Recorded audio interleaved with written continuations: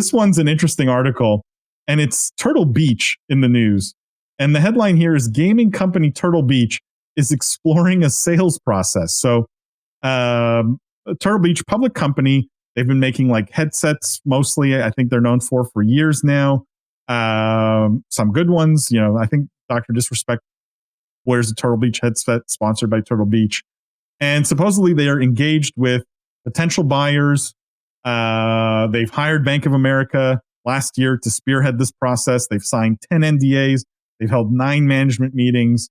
There's no guarantee. It says that discussions will lead to a transaction, but it looks like they're for sale.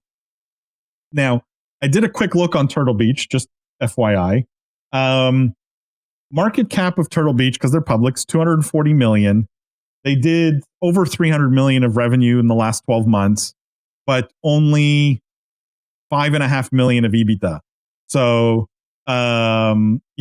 pretty relatively low margin business. Hardware is not an easy business, which is one of my takeaways here. But what do we think of Turtle Beach, which is arguably one of the bigger gaming brands, up for sale, and up for sale in a pretty soft market when gaming is, for the most part, booming? Thoughts on timing on this, and thoughts on why you guys think this might be happening here?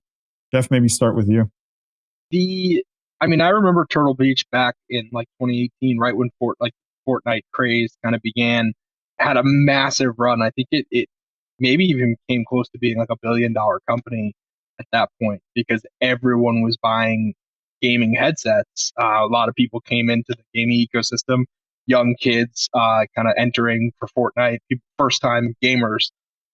They pulled a lot of demand forward. So, like you said, hardware is a tough business. Even though it's gaming, it really is consumer hardware. It's like not exactly tied to the growth of gaming, because people buy a headset once, maybe they don't have to buy another one for 3-4 years. Like there's a hard replacement cycle. I'm sure during the pandemic, they also probably pulled forward a lot of demand.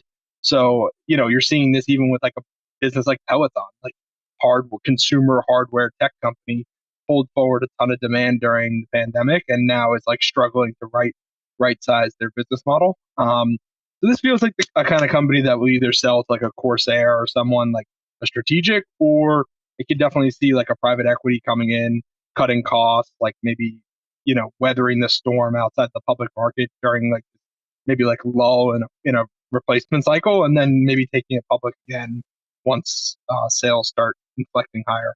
But yeah, I don't know if there's like too much more to dig into it. Lindsay, let me ask you this, because you self-proclaim more of a casual gamer, right? What makes you decide to buy one piece of hardware or another? Like, I feel a lot of these hardware companies have struggled to reach the masses, right? In some ways, like a lot of hardcore gamers will have their preference in terms of brand. And I bring this back to like, therefore, who's the buyer for Turtle Beach, right? Because, why should Logitech or Corsair own a third brand of a headset that competes with 2 other headsets they already have? And for the most part, the average consumer doesn't know the difference, right? Like, what is the thing that would get you or the average kind of gamer, casual gamer, excited about a brand like Turtle Beach versus something else? Like, what is that differentiating factor in your mind? To be honest, I think it's purely optics and marketing. And I think it's going to be something like a super cool collaboration between either an influencer or probably a non-gaming brand. The closest kind of analog I can think of to real world products is Beats by Dre, which I know has nothing to do with gaming really, but those were able to carve out a niche where he was making studio headphones, and obviously not that many people are in studios that need those specific headphones, but was able to instead capture a cultural moment in the people that he chose to share those with and build a successful brand. I think for gaming hardware to go more mainstream, it has to just kind of like do more mainstream things. Like that's what would get my attention. And I don't know that that is the way that a lot of gaming hardware wants to go, because I also think it does like serving a niche audience. So the brand has to be sure of its identity and sure that it wants to appeal to more mainstream before making that jump. I think gamers pretty immediately are going to think that the quality went down whether nothing changed or not. So they have to be positive that they feel that they can build a successful brand in the mainstream. And to do that, you just got to do something fun and fancy that's attention getting. It's funny, no one cares, right, how it sounds necessarily, but if someone cool is wearing it, Jimmy, you were going to add something there. Sorry. No, I think Jeff and Lindsay make two great points. One, that Turtle Beach was one of those brands that first-time gamers or that people that were buying their first headset came across and tried and used. I don't know what that says about their products. I don't remember if they have any higher-end products. But that goes into Lindsay's point about innovation, right? And staying true to your brand and doing something that's cool. And when you brought up this article, I had this moment. I was like, wow, I can't remember the last time I even thought about Turtle Beach. I had them a long time ago, and then I got a better headset and I never looked back. And if they had a higher end product, maybe I would have looked at that too if they had other products that weren't headsets. I mean, but think about this. This is a brand that, like Jeff said, with Fortnite, and I know this from when I was a big time Call of Duty gamer way back in the day, this was one of the headsets everyone had. Everyone got it first because I don't know why. It was the headset to get. And how do you become that gateway to this huge world of headsets and gaming peripherals and then end up in this position where you're kind of selling when everyone else is doing better than ever?